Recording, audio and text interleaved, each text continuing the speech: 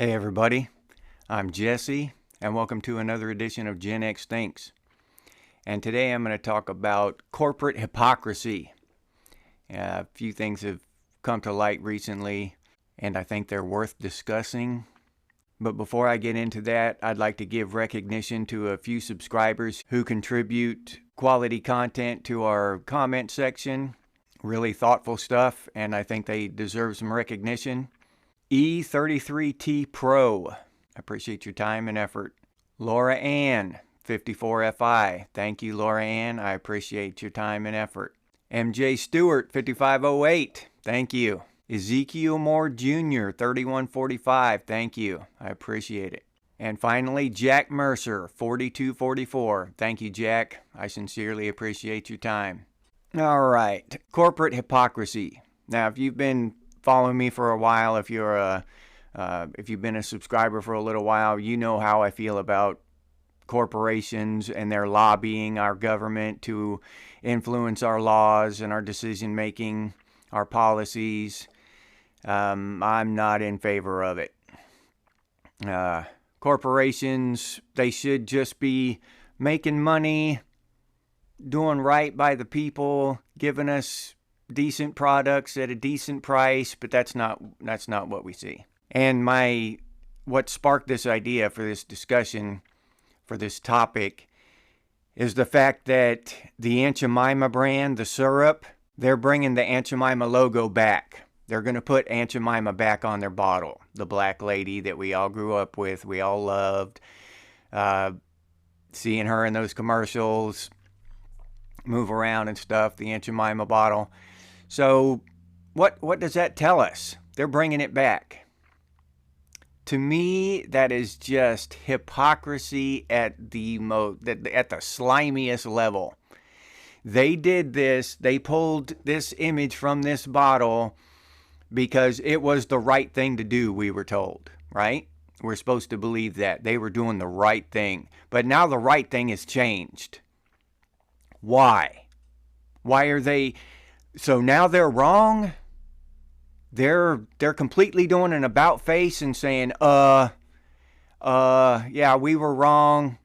No, your sales slid because when we go into the thing, and I haven't even heard of a boycott or anything. It's just people going in there and they see this generic looking bottle and it's not the bottle that they know and love with their Aunt Jemima picture on it that we grew up with. So, hell, why not choose something else? It's just a subconscious thing. It's not what I remember. It's not what I love. That's not the same. So, I might just choose another brand this time. Just check it out. Doesn't matter. So it's not like there's been a big boycott of it, is my point. It's just people choosing. And their sales have slipped. And they know that's why their sales have slipped, so they're doing an about face. Not because it's the right thing to do, not because for social justice, not to represent the marginalized communities, nothing like that. They're just doing it out of pure profit.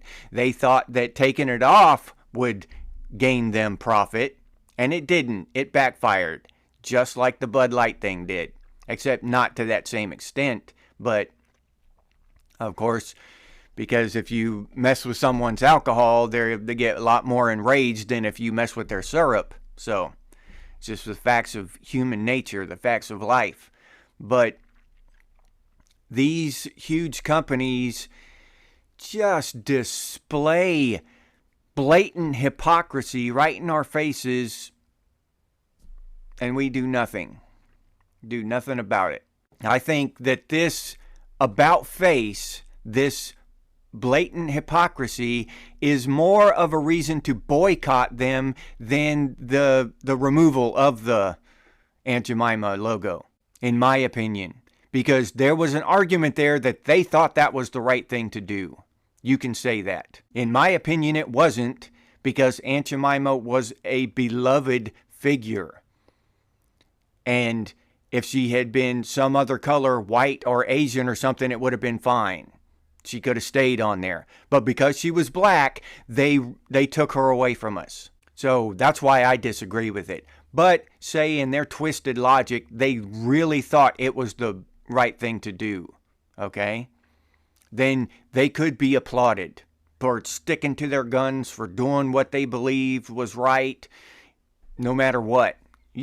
I can buy into that. Okay. No matter how flawed your logic is, no matter how, bad your judgment is, you stand up for what you believe is right. I stand with that. I believe in that.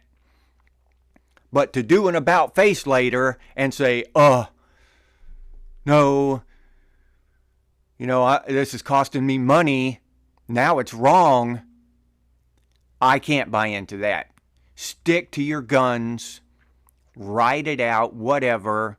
And we've all heard it before that we vote with our dollar. And that is so important, and most people just either ignore it or don't know it, but how important it is that we vote with our dollar. I mean, when they started sending our jobs overseas and manufacturing all this crap in China, if every single American had said no and just not bought that shit, they would have brought all of it back. We'd still have our jobs. It was all in our control. Yes, they started it and they did it, but we went along with it. And I'm guilty of it too. I'm not pointing fingers at anybody. I bought my share of cheap Chinese shit. But back when I was younger and dumber, nowadays you can't buy anything else. Everything is cheap Chinese shit. Because back in my younger, stupider days, I didn't know any better. Now that I know better, it's too late. I have to buy cheap Chinese shit because everything is cheap Chinese shit. So, voting with the dollar. Well, it's not too late. Let me go back on that. It's not too late to right the ship.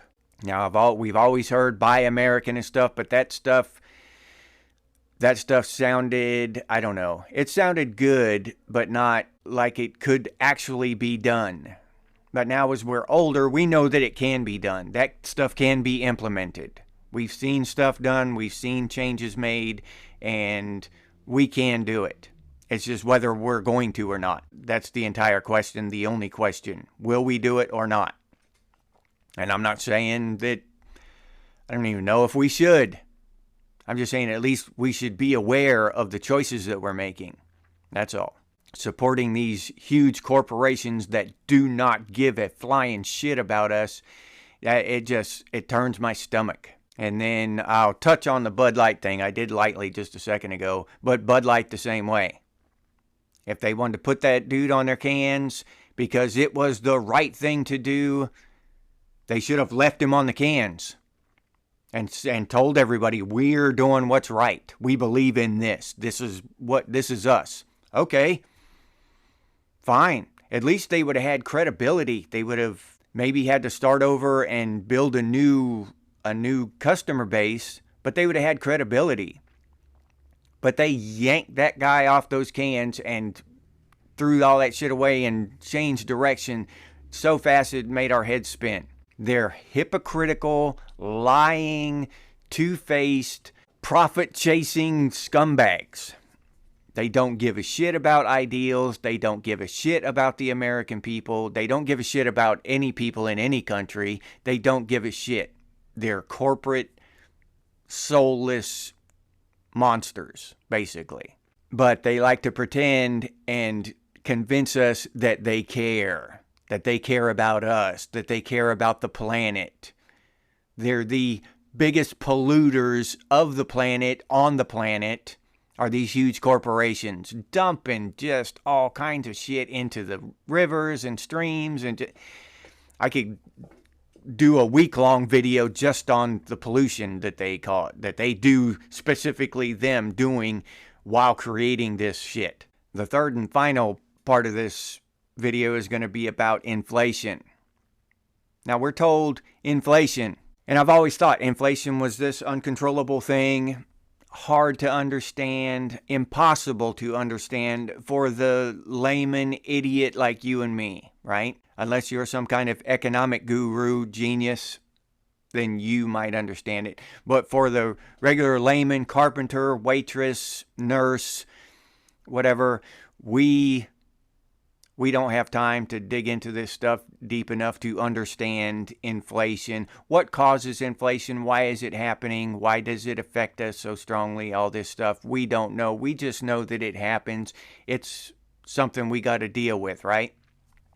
Well, this inflation lately happened and the prices of everything skyrocketed. Food costs went through the roof. Energy, rent is going up. All this stuff, and it's really hurting the common working people, the middle class people. And I can tell you it's been hard on me and my family. It hasn't been easy, these high prices. But it's something we got to live with. But then I saw this video, an interview with the CEO and the owner of Arizona Sweet Tea. And they asked him, "Hey man, why don't you raise the price of Arizona Sweet Tea? Your cans of tea are still just 99 cents. Why don't you raise the price of those things? You probably charge, $1.99 and still get enough, still get plenty of business and make a lot more profit."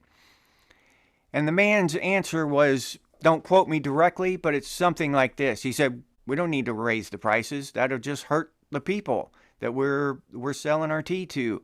Our business is making enough money to pay its employees a good wage. We own all of our equipment. Where we don't see any downturn in the future. We're going to keep on trucking." He said there's no reason to raise the prices. Okay.